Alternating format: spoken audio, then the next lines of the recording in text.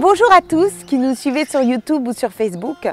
Me revoilà aujourd'hui pour vous parler de qualités qui me semblent importantes quand on veut faire de l'entrepreneuriat, mais je pense qu'ils sont valables aussi quoi qu'on fasse dans la vie. Et il me semble que ce sont des qualités qu'on a besoin de cultiver ici au Sénégal. Alors, je vais d'abord vous parler de choses que j'ai eu à constater, puisque ça fait quand même un certain nombre d'années que je ne dirais pas par coquetterie que je suis sur le marché du travail. C'est que je ne sais pas pourquoi, on pense que pour avoir l'air sûr de soi et pour avoir l'air d'être dans la réussite, eh bien, il faut être cette personne qui sait tout, qui a déjà, qui est, je vais dire, dans cette image de soi qui est de, on sait déjà tout. Ah, tu sais où est ce dossier? Oui. Ah ben tu sais comment? Oui, oui, oui, je sais. Attends, je vais t'expliquer. Non, mais je sais. Ah bon. Donc c'est très étrange.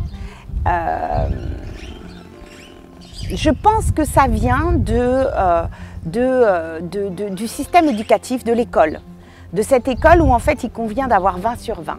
Okay, où les sanctions qui suivent une période d'apprentissage, c'est des sanctions où on aura les premiers et les derniers, où on aura les bons, les mauvais, et que donc il faut être celui qui a su répondre ce qu'il fallait. C'est-à-dire, on pose une question, il n'y a qu'une seule réponse, c'est la bonne, on a les points, c'est bon.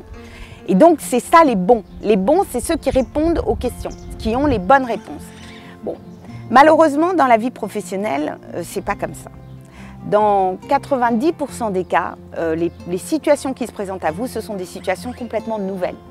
C'est-à-dire qu'on n'est pas dans une répétition de choses apprises, on est dans la création de solutions qui sont adaptées à certaines situations et qui doivent, par conséquent, être inventées. Et vous pensez bien que dans un tel contexte, eh bien, on est très souvent confronté au fait qu'on ne sait pas. Et que vouloir répondre « je sais » quand on ne sait pas, c'est déjà s'engager dans la voie de l'échec. Ça, c'est sûr.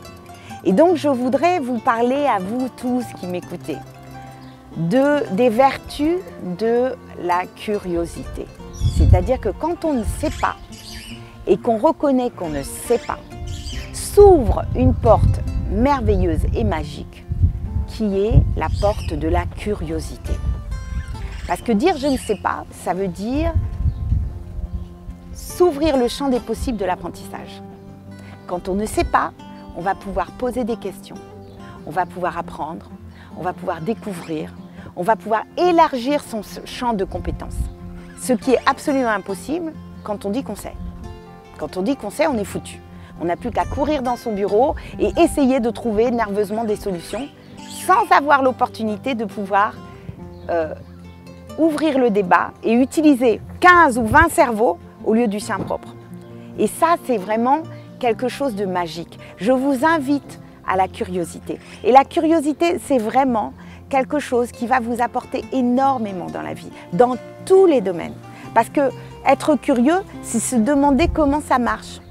C'est se dire, mais tiens, je fais ça depuis 10 jours ou 20 jours ou 2 années, mais pourquoi je fais ça? Pourquoi on fait ça d'ailleurs? Pourquoi on fait ça? Est-ce qu'il y a une raison? Est-ce qu'il y a une explication? Poser la question autour de soi, recevoir des avis, compiler, se faire une nouvelle idée, changer de vérité. Tout ça, c'est possible quand on est curieux.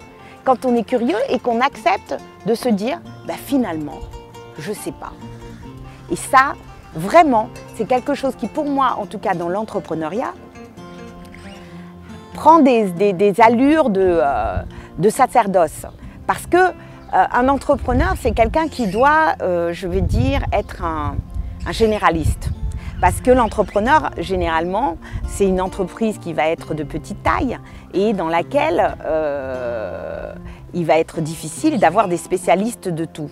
C'est-à-dire que souvent, au début, il faut tout faire. Il faut faire de la finance, il faut faire de la comptabilité, il faut faire de la fiscalité, il faut faire du commercial, il faut faire du packaging, il faut faire du marketing, il faut faire du social, il faut faire du HR, bref.